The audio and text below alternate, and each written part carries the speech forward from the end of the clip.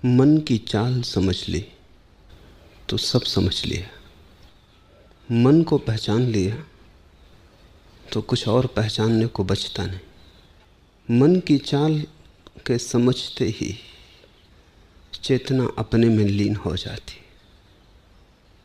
जब तक नहीं समझा है तभी तक मन का अनुसरण चलता है। मन के पीछे चलता है आदमी, यही मान के कि मन गुरु है, जो कहता है ठीक कहता है, जो बताता है ठीक बताता है। एक बार अपने मन पर संदेह आ जाए तो जीवन में क्रांति की शुरुआत हो जाती। और मजा यही है कि मन सभी पर संदेह करता है और तुम कभी मन पर संदेह नहीं करते। मन पर तुम्हारी श्रद्धा अपूर्व, उसका कोई अंत नहीं।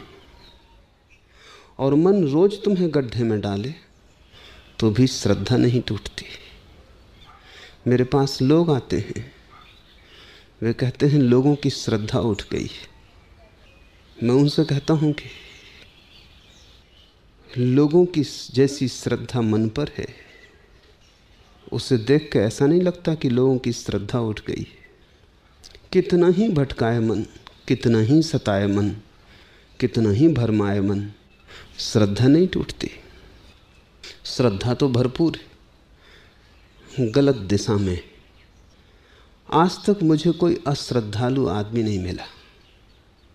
श्रद्धा गलत दिशा में हो सकती है, जिस पर नहीं होनी चाहिए उस पर हो सकती, लेकिन अश्रद्धालु कोई भी नहीं। और दो ही श्रद्धाएं, या तो मन की श्रद्धा है और या आत्मा की श्रद्धा है।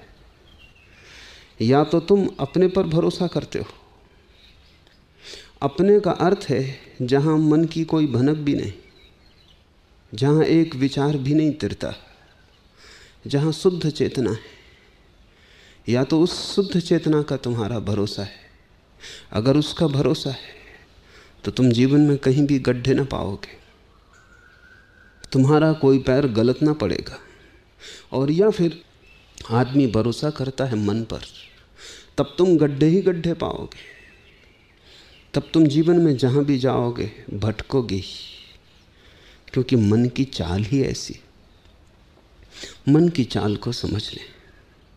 एक, कि मन तुम्हें देखने नहीं देता, मन तुम्हें अंधा रखता है। मन तुम्हारी आंखों को धुंधला रखता है, धुएं से भरा रखता है। वो धुआं ही विचार है। इतनी तीव्रता से मन विचारों को चलाता है कि तुम्हें जगह भी नहीं मिलती कि तुम देख पाओ कि तुम्हारे बाहर क्या हो रहा है, कि तुम्हारे जीवन में क्या घट रहा है। मन तुम्हें विचारों में उलझाए रखता है। जैसे छोटे बच्चे को हम खिलौने दे देते, फिर उसकी माँ मर भी रही हो तो भी वो अपने खिलौनों से खेलता रहता है, खिलौनों में उलझा रहता है। मन तुम्हें विचार देता है, विचार खिलौने। खिलौनों में भी थोड़ा बहुत सत्य है, विचारों में उतना भी नहीं। लेकिन एक खिलौनों से तुम चूक भी नहीं पाते कि मन तत्क्षण दूसरा निर्मित कर देता है। इसके पहले कि तुम जाग के देख पाओ, मन तुम्हें नया खिलौना दे देता है। पुराने से तुम उब जाते हो तो मन नई उलझनें सुझा देता है। एक उपद्रव बंद भी नहीं हो पाया कि मन 10 उपद्रवों में रस जगा देता है। और ये इतनी तीव्रता से होता है कि दोनों घटनाओं के बीच खिड़की बनाने लायक भी जगह नहीं मिलती जहां से तुम देख लो कि जिंदगी में हो क्या रहा है। मैंने सुना है कि मुल्ला नसरुद्दीन जब बहुत बूढ़ा हो गया, 90 वर्ष का हुआ, तब उसका बड़ा भरा पूरा परिवार था। उसका बड़ा बेटा ही 70 वर्ष पार कर रहा था। उसके बेटों के बेटे 50 पार कर रहे थे। उसके बेटों के बेटों के बेटे विवाहित हो गए थे, उनके भी बच्चे हो गए थे। अचानक एक दिन बूढ़े नसरुद्दीन ने कहा कि मैंने फिर से शादी करने का तय कर लिया। पत्नी मर चुकी थी, पहले तो लड़कों ने मजाक समझी, हंसे कि अब इस बुढ़ापे में हम भी बूढ़े हो गए, अब शादी। पिताजी मजाक कर रहे होंगे। लेकिन नसरुद्दीन ने जब बार बार दोहराया तो उन्होंने गंभीरता से बात ली। और जब नसरुद्दीन ने एक दिन सुबह आके घोषणा ही कर दी कि मैंने लड़की भी तय कर ली, तब जरा सोचना पड़ा। सारा परिवार इकट्ठा हुआ। उन्होंने विचार किया कि इस बड़ी फजीयत होगी, लोग हंसेंगे। ऐसे ही नसरुद्दीन की वजह से लोग जिंदगी भर हंसते रहे, और अभी बुढ़ापे में आखिरी उपद्रव खड़ा कर। क्या कहेंगे लोग? बड़े लड़के को सबने कहा कि तुम ही जाके कहो। बड़े लड़के ने जो सुना तो और चकित हो गया। सुना कि सामने ही एक अंग्रेज की लड़की से तय किया है नसरुद्दीन ने। लड़की की उम्र मुश्किल से 16 साल है।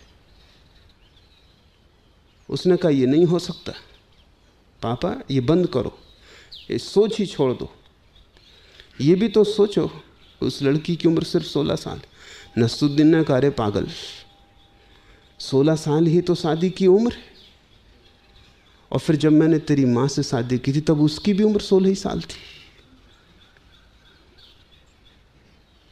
इसमें बुरा क्या हुआ जा रहा है?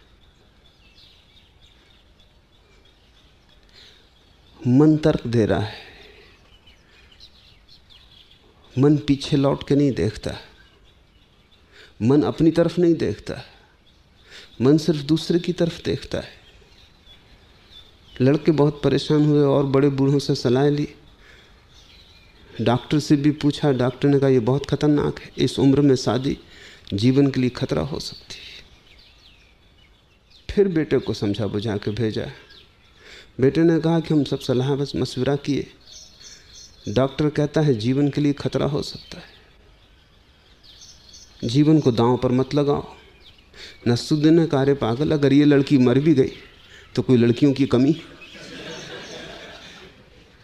दूसरी लड़की खोज लेंगे।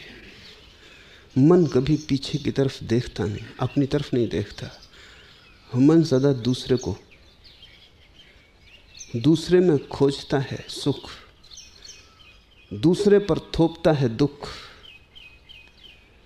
दूसरे से पाना चाहता है शांति, दूसरे से ही पाता है अशांति।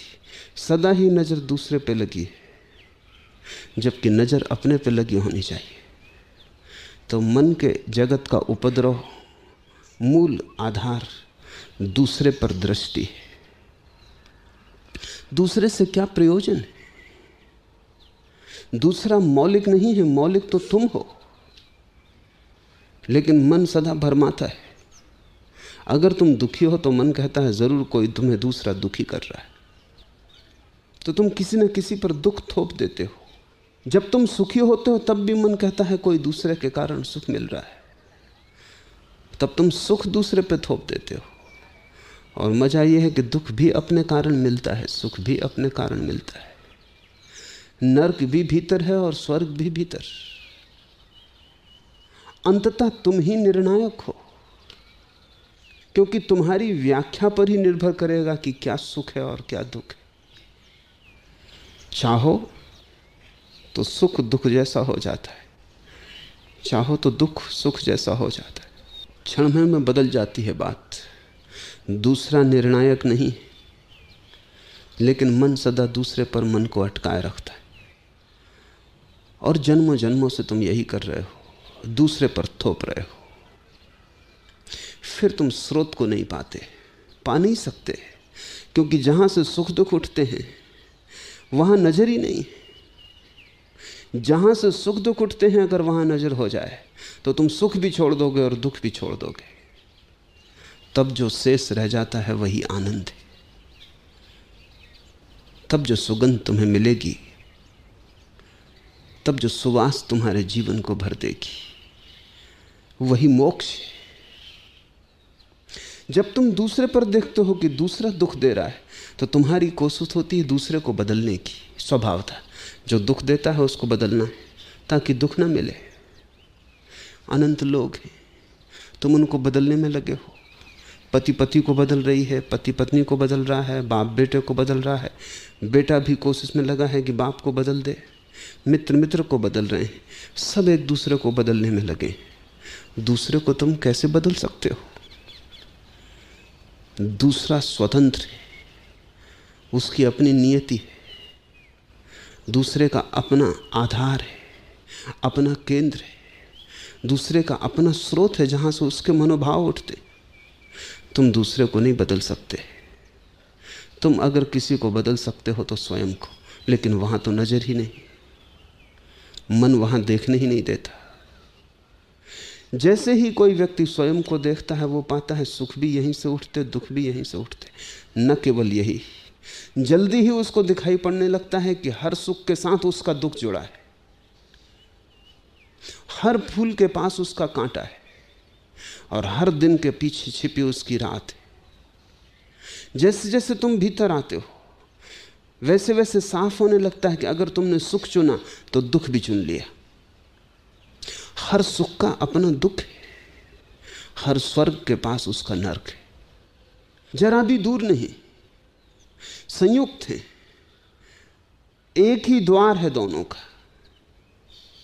जैसे ही तुमने सुख को चुना, तत्क्षण तुमने दुख को चुन लिया। जैसे एक ही सिक्के के दो पहलू। जिस दिन ये दिखाई पड़ जाता है, पहला अनुभव कि सुख दुख भीतर से उठते हैं, दूसरा अनुभव कि हर सुख और दुख संयुक्त है, तब दुख और सुख में कोई भेद नहीं रह जाता। और जो आदमी जान लेता है कि स्वर्ग और नरक में कोई भी भेद नहीं, वो दोनों को छोड़ देता है। मन कोशिश करता है दुख को छोड़ने की और सुख को बचाने की। ज्ञानी दोनों को छोड़ देता है, क्योंकि दोनों या तो साथ बचते हैं या साथ जाते हैं। तुम सिक्के का एक पहलू बचाओगे, कैसे बचा पाओगे? दूसरा पहलू भी बच जाएगा। ज़्यादा से ज़्यादा इतनी कर सकते हो कि जो पहलू तुम्हें पसंद है उसे ऊपर कर लो, जो पहलू तुम्हें पसंद नहीं उसे नीचे कर दो। लेकिन वहीं छिपा है, हर दिए के तले अंधेरा है, और हर सुख के नीचे छिपा दुख है। देर अबेर वो जो नीचे छिपा है प्रकट होगा। और जीवन का एक महत्वपूर्ण नियम है कि अगर तुमने सुख को ऊपर रखा और सुख को भोगा तो सुख चुक जाएगा, और जब सुख चुक जाएगा तो दुख उठना शुरू हो जाएगा। जिसको तुमने भोगा वो चुकेगा, और जिसको नहीं भोगा वो बचा हुआ है, उसको कौन भोगेगा? एक पहलू तुमने खर्च कर लिया, अब दूसरा पहलू बचा है, अब उसे भी भोगना पड़ेगा। ये दूसरी प्रतीति है भीतर जाते यात्री की, कि सुख दुख संयुक्त हैं। तो इसका अर्थ हुआ कि सुख दुख है, उनमें जरा भी भेद नहीं। भेद मन की भ्रांति थी, मन की टेढ़ी मेढ़ी चाल के कारण भेद मालूम पड़ता था। सुख दुख दोनों छूट जाते, छोड़ना भी नहीं पड़ता। ये एहसास, ये प्रतीति, ये अनुभव कि दोनों एक है, फिर छोड़ना भी नहीं पड़ता। जैसे अंगारा हाथ में रखा हो, छोड़ना पड़ेगा। समझ में आया कि अंगारा है कि छूट जाएगा। जिससे घर में आग लगी हो तो निकलने के लिए कुछ प्रयास करना पड़ेगा। पता चला कि आग लगी कि तुम बाहर हो जाओगे। तुम फिर ये भी न पूछोगे कि कहां से बाहर जाऊं, रीति रिवाज क्या है, सभ्य मार्ग क्या होगा। तुम खिड़की से छलांग लगा के निकल जाओगे। तुम ये ना पूछोगे कि खिड़की से निकलना उचित अनुचित, शिष्ट अशिष्ट। जब घर में आग लगी हो तो शिष्टाचार को कोई पूछता है? तब तुम कहीं से भी छलांग लगा के निकल जाओगे, तुम बाहर हो जाओगे। घर में आग लगी है ये एहसास पर हो जाए।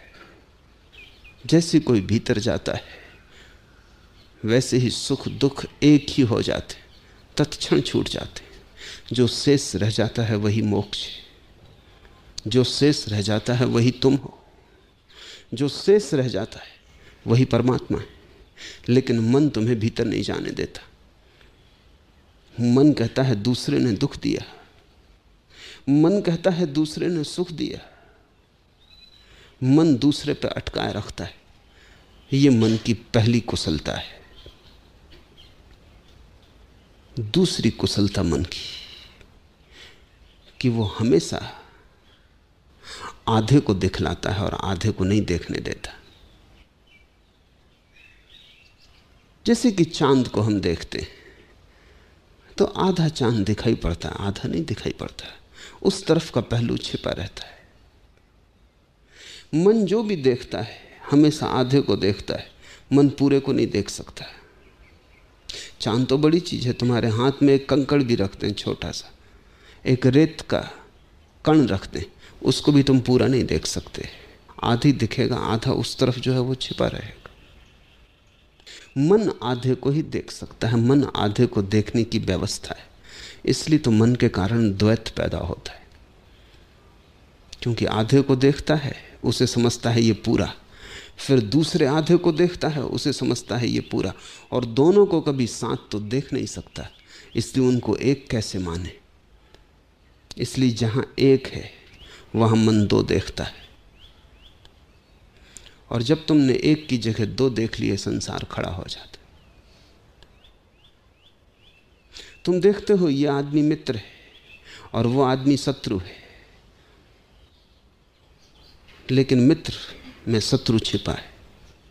मित्र कभी भी शत्रु हो सकता है और शत्रु में मित्र छिपा है। शत्रु कभी भी मित्र हो सकता है, कोई अड़चन नहीं है, कोई बाधा नहीं।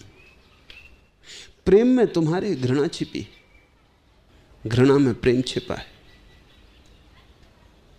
लेकिन मन दो करके देखता है, घृणा को अलग, प्रेम को अलग, शत्रु को अलग, मित्र को अलग, सुख को अलग, दुख को अलग। और जब तुम एक को दो करके देख लेते हो, फिर तुम जो भी करोगे वो गलत होगा। बुनियाद से गलती शुरू हो गई, प्रारंभ से ही भूल हो गई। मुल्ला नसरुद्दीन एक रात शराब पी के घर लौट रहा है। शराबी को एक की जगह अनेक चीजें दिखाई पड़ने लगती। चीजें अनेक हो नहीं जाती। अगर तुमने कभी शराब पी है या भंग के नशे में आ गए हो तो तुम्हें पता होगा कि एक चीजें दो दिखाई पड़ने लगती, तीन दिखाई पड़ने लगती, चार दिखाई पड़ने। जैसे जैसे नशा बढ़ता है क्या होता है, जैसे जैसे नशा बढ़ता है भीतर तुम्हारी चेतना कपने लगती,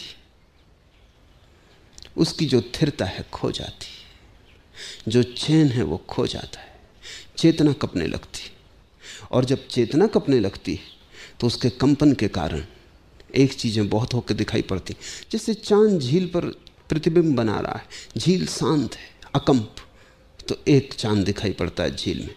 एक कंकड़ फेंक दो, झील में लहरें उठ गई, कंपन हो गया, झील कब गई, अब एक चांद हजार चांद में टूट गया।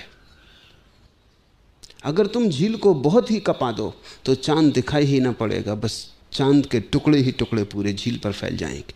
चांद एक है, झील कब गई।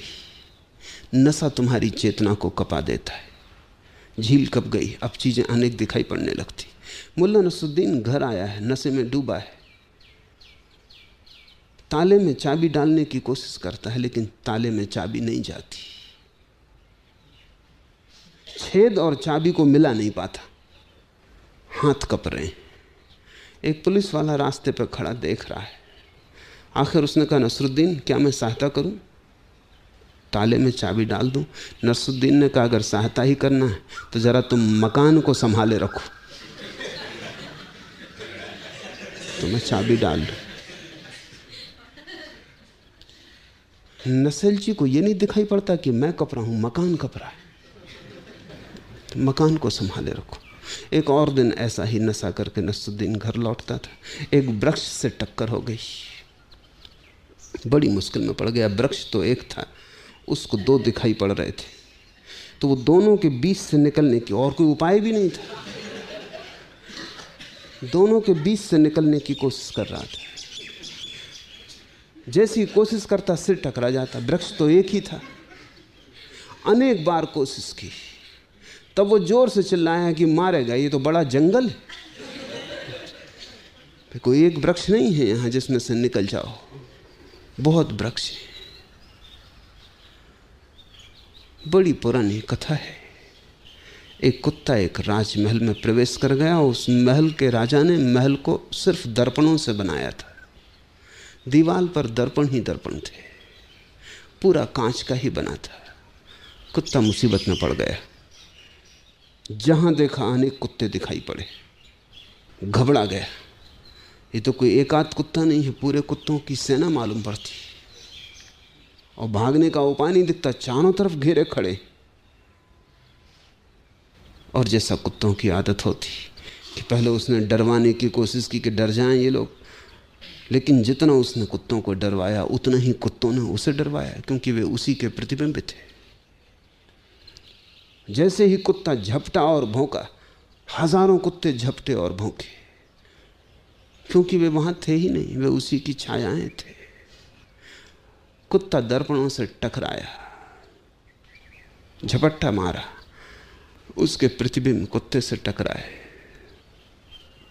सिर लहूलुहान हो गया। सुबह कुत्ता मरा हुआ पाया गया। वहां कोई भी न था। जहां कुछ भी नहीं, वहां भी तुम्हारे भीतर के कंपन झूठे अस्तित्व को निर्मित कर लेते। उस झूठे अस्तित्व को ही हमने माया कहा है। माया बाहर नहीं है, तुम्हारे कपते हुए चित्त के कारण जो है वो तो एक है, लेकिन वो अनेक होकर दिखाई पड़ रहा है। और तुम्हारी कोशिश वही है जो मुल्ला नसरुद्दीन ने सिपाही से कही थी कि जरा तुम मकान को संभाल लो तो मैं ताले में चाबी डाल लूं। तुम्हारी भी कोशिश यह है कि मकान को कैसे थिर कर लिया जाए। कोई कभी नहीं कर पाया। ज्ञानियों ने मकान की फिक्र छोड़ दी, अपने को थिर कर लिया, सब थिर हो जाता है। जरूरत है कि नशा उतर जाए। मकान तो थिर ही है, वो कभी हिला ही न था। ये अस्तित्व कभी हिला ही नहीं है, ये बिल्कुल थिर है, ये अपने में बिल्कुल लीन है, ये स्वभाव में डूबा है। तुम हिल गए हो, लेकिन तुम अस्तित्व को संभालने की कोशिश कर रहे हो। मन द्वैत का सूत्र है और अनेक का भी सूत्र है। मन से गुजर के चीजें वैसी ही हो जाती हैं जैसे सूरज की किरण को अगर तुम एक कांच के टुकड़े से गुजरने दो। कई पहलुओं का कांच का टुकड़ा ले लो, प्रिज्म उस टुकड़े को कहा जाता है। उसमें तरासे हुए कई पहलू। सूरज की किरण गुजरती है उससे, जब आती है तो एक होती, जब उससे बाहर निकल ली तो सात हो जाती। इसलिए तो इंद्रधनुष निर्मित होता है। इंद्रधनुष निर्मित इसलिए हो जाता है कि हवा में वर्षा के दिनों में पानी के कण लटके होते हैं। वो पानी के कण प्रिज्म का काम करते हैं। उन पानी के कणों में से सूरज की किरण गुजरती है, टूट के सात हो जाती है, सात रंग दिखाई पड़ने लगते हैं। जगत तुम्हारे मन से गुजरा हुआ इंद्रधनुष। किरण तो परमात्मा की एक है, उसकी रोशनी एक है, अस्तित्व का स्वभाव एक है, अस्तित्व एक है, लेकिन तुम्हारे मन की लटकी हुई बूंद से एक गुजर के साथ में टूट जाता है, सब चीजें खंड खंड हो जाती। और मन कहता है यही सत्य है। और मन तुम्हें कभी लौट के नहीं देखना देता जहां से सात पैदा हुए, जहां एक से सात का जन्म हुआ। सारे ध्यान के प्रयोग मन से पीछे लौटने के प्रयोग हैं। मन की तीसरी टेढ़ी चाल है कि मन बड़ा तर्कनिष्ठ है। वो हर चीज के लिए तर्क देता है, और तर्क ऐसी सुगमता से देता है कि तुम्हें भी लगने लगता है कि ठीक ही तो बात है। अस्तित्व तर्क से बहुत बड़ा है। और मन छोटे छोटे तर्क के आंगन बना लेता है, साफ सुथरे, सब ठीक ठीक मालूम पड़ता है, लेकिन आंगन के पार जो अस्तित्व है वो अतर्क है। वो तर्क जैसा नहीं है, वो गणित का कोई प्रयोग नहीं है, वो गणित से ज्यादा काव्य है, काव्य से भी ज्यादा वो रहस्य की अनुभूति है।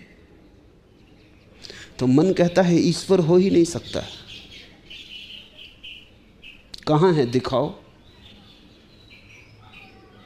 क्योंकि जो भी है वो दिखाया जा सकता है, और तुम तो कहते हो ईश्वर ही ईश्वर है, वही सब जगह है, तो दिखाओ, मौजूद करो। मन ने एक सवाल उठाया जिसका जवाब तुम न दे पाओगे, क्योंकि ईश्वर दिखाया नहीं जा सकता, वो देखने वाला है। वो बाहर दृश्य की तरह नहीं है, तुम्हारे भीतर दृष्टा की तरह। और मन ने एक सवाल उठाया जो कि बड़ी अड़चन का है, वो कहता दिखा दो। न दिखा पाओगे तो मन हंसेगा और कहेगा मूढ़ हो, नासमझ हो, अज्ञानी हो, अंधविश्वासी हो, जो दिखाया नहीं जा सकता उसको मानते हो। मन कहता है हम तो अनुभव को मानते हैं, और जब तक अनुभव ना हो जाए तब तक हम मानते नहीं। मन ठीक ही कहता लगता है, तर्क में कहीं भी भूल चूक नहीं। भूल चूक है तो इतनी बुनियादी है कि जब तक तुम मन से थोड़े सरकोगे ना, तुम्हारी समझ में ना आएगी। मन कहता है कि दृश्य की तरह परमात्मा को दिखा दो, लेकिन परमात्मा का स्वभाव दृश्य की तरह नहीं है। परमात्मा का स्वभाव दृष्टा का है, साक्षी का है। परमात्मा चैतन्य है, वस्तु नहीं है। चेतना को देखा नहीं जा सकता, चेतना में लीन हुआ जा सकता है। चेतना को गणित से सिद्ध नहीं किया जा सकता। चेतना को तो रहस्य की एक अनुभूति में अनुभव किया जा सकता है। चेतना को प्रयोगशाला में पकड़ा नहीं जा सकता। अगर पकड़ने की कोशिश की तो तुम खो दोगे। एक जिंदा आदमी को ले जाओ प्रयोगशाला में, अंग अंग काट डालो, हड्डी मिलेगी, मांस मज्जा मिलेगी, चमड़ी मिलेगी, खून मिलेगा, एल्युमिनियम, लोहा, सब धातुएं मिल जाएंगी। बस एक चीज ना मिलेगी, आत्मा। लाश मिलेगी, जीवन ना मिलेगा,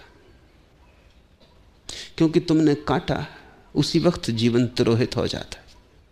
ऐसे ही जैसे एक फूल को कोई विश्लेषण करे, तुम्हें मैं एक फूल दिखाऊं, कहूं कि देखो ये गुलाब का फूल कितना सुंदर है, और तुम कहो कहां है सौंदर्य, गुलाबी रंग दिखाई पड़ता है, मान लेते हैं। पखरियां हैं, कोमल हैं, मान लेते हैं। गंध है, मान लेते हैं, लेकिन सौंदर्य कहां? सौंदर्य दिखाओ, प्रयोगशाला में सिद्ध करो। तो फूल को तुम तोड़ डालो, जीवित पखरियां मुरझा जाएंगी, मृत हो जाएंगी। जहां रस की धार बहती थी वहां रस की धार सूख जाएगी। जहां से सुगंध उठती थी जल्दी ही सुगंध तिरोहित हो जाएगी। फिर पखरियों का तुम रासायनिक विश्लेषण कर लो तो 5-7 छोटी छोटी बोतलों में लेबल लगा के तुम बता दोगे कि इसमें इतनी मात्रा में फला पदार्थ है, इतनी मात्रा में फला पदार्थ है। लेकिन ऐसी तो एक भी बोतल न होगी उनमें जिसमें तुम कहो कि इतनी मात्रा में सौंदर्य है। मन तर्कनिष्ठ है। जीवन एक रहस्य है। जीवन कोई गणित नहीं, जीवन किसी दुकानदार का हिसाब नहीं। जीवन तो किसी प्रेमी की अनुभूति है। जीवन तो किसी कवि का स्वर है। जीवन तो किसी संगीतज्ञ की लहर है। जीवन सौंदर्य जैसा है, काव्य जैसा है, प्रेम जैसा है। जीवन परम रहस्य है। और मन कहता है गणित। तो मन की चाल बड़ी टेढ़ी मेढ़ी। इसको ख्याल में ले लें, फिर कबीर का यह पद एकदम साफ होने लगेगा चलत कत टेढ़ो टेढ़ो रे। कबीर कहते हैं, ए मन, टेढ़ा टेढ़ा क्यों चलता है, सीधा क्यों नहीं जाता? और मन बड़ा टेढ़ा टेढ़ा चलता है। तुमने कभी शराबी को चलते देखा है? सीधा नहीं चल सकता, टेढ़ा टेढ़ा चलता है। एक पैर इस दिशा में, दूसरा पैर दूसरी दिशा में। इसलिए तो अक्सर वो नाली में गिरा हुआ पाया जाता है। तुम बीच सड़क में शराबी को गिरा हुआ ना पाओगे, नाली में गिरा हुआ पाया जाता है। टेढ़ा टेढ़ा चलता है।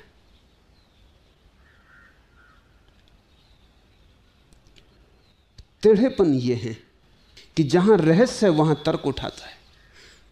तर्क बड़ी टेढ़ी चीज है। तर्क से ज्यादा टेढ़ा इस संसार में कुछ भी नहीं है, क्योंकि तर्क से तुम जो है उसे सिद्ध कर सकते हो कि नहीं है। तर्क से जो नहीं है उसे तुम सिद्ध कर सकते हो कि वो है। लेकिन ये हवाओं में बनाए गए घर हैं, इनका अस्तित्व में कोई अर्थ नहीं। मुल्ला नसरुद्दीन का बेटा स्कूल से पढ़ के लौटा, विश्वविद्यालय से शिक्षित हुआ, सबसे बड़ी उपाधि लेके घर आया। तो जैसा कि अक्सर यूनिवर्सिटी से लौटने वाले बच्चों को जल्दी होती दिखाने की वो कितना जानकर आए, कितना सीख कर आए, प्रभावित करने का मन होता है। और यूनिवर्सिटी से लौटने वाले सभी बच्चे माँ बाप को मूढ़ समझते। सांझ को खाना खाने बैठे थे। नसरुद्दीन की पत्नी ने लाके 2 अमरूद एक प्लेट में रखे। बेटे ने कहा कि देखें, विश्वविद्यालय में कैसी अद्भुत बातें सिखाई जाती। मैं तर्क का स्नातक हूँ। उसने अपनी माँ को कहा कि इसमें प्लेट में कितने अमरूद हैं? उसकी माँ ने कहा 2 हैं। बेटे ने कहा कि मैं सिद्ध कर सकता हूँ तर्क से कि 3। माँ उत्सुक हुई। नसरुद्दीन तो बैठा रहा, चुपचाप देखता रहा। माँ उत्सुक हुई, उसने कहा सिद्ध करो। तो बेटे ने कहा कि देखो, ये अमरूद 1, ये अमरूद 2, 2 और 1 मिलके कितने होते? माँ ने कहा कि बात तो ठीक है, 2 और 1 मिलके 3 होते। माँ सीधी भोली भाली थोड़ी मुश्किल में पड़ गई। बेटे ने नसरुद्दीन की तरफ देखा। नसरुद्दीन ने कहा कि बिल्कुल ठीक, 1 हम ले लेंगे, 2 तेरी माँ खा लेगी, तीसरा तू खा ले।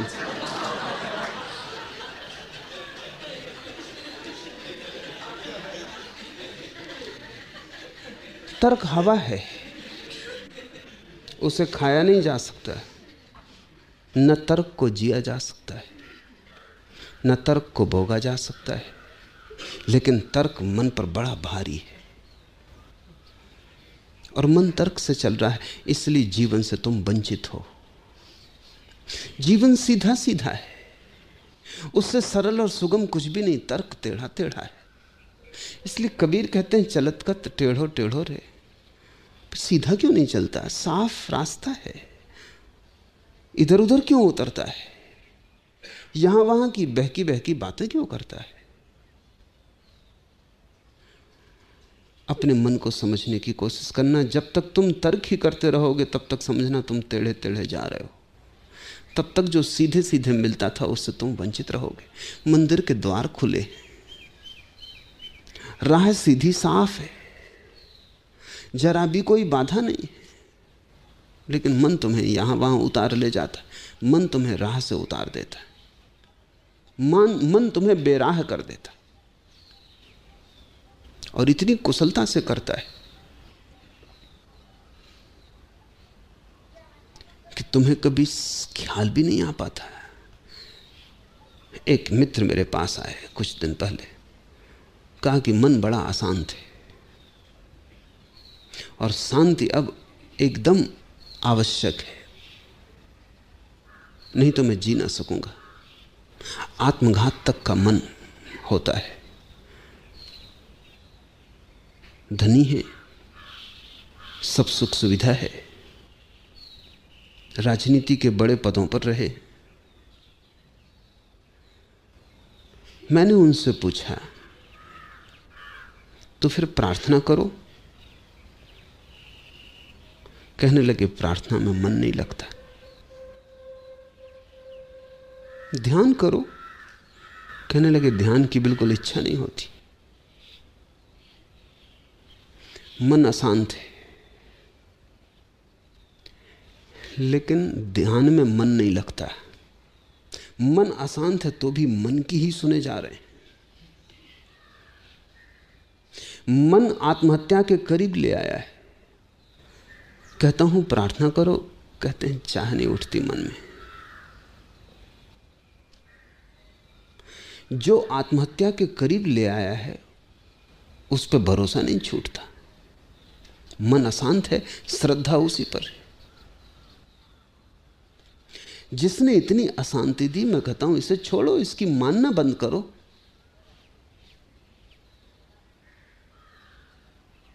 वो कहते हैं कि मैं मन के ऊपर जाने के लिए आपके पास नहीं आया हूं, मैं तो सिर्फ मन की शांति चाहता हूं। अब यही बड़ा खेल है और यही मन के तर्क उलझा देते हैं।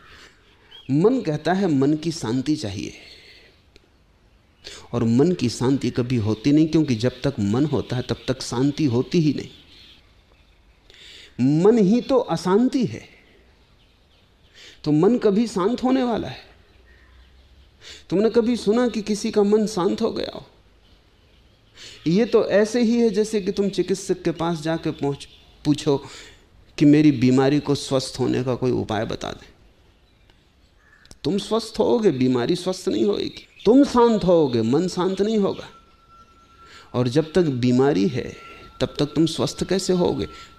और तुम पूछ रहे हो कि बीमारी को स्वस्थ करने की कोई औषधि दे दे। सागर में तूफान उठता है, पहाड़ों की तरह लहरें उठती हैं। उस क्षण में सागर अशांत है, तूफान है।